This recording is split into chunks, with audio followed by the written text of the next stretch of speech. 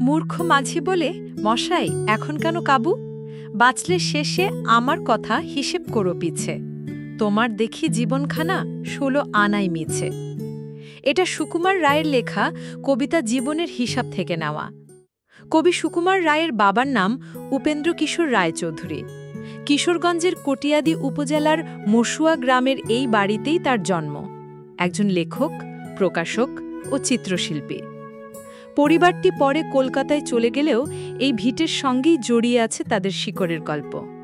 আর এই পরিবারের তৃতীয় প্রজন্ম অর্থাৎ সুকুমার রায়ের ছেলে অস্কারজয়ী চলচ্চিত্রকার সত্যজিৎ রায়, যার সিনেমা শুধু গল্প বলেনি, বলেছে সমাজ আর মানুষের কথা।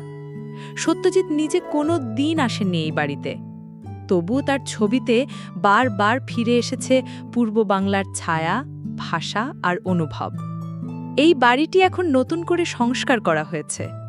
এখন দূর দূরান্ত থেকে মানুষ আসে এই বাড়িটি দেখতে।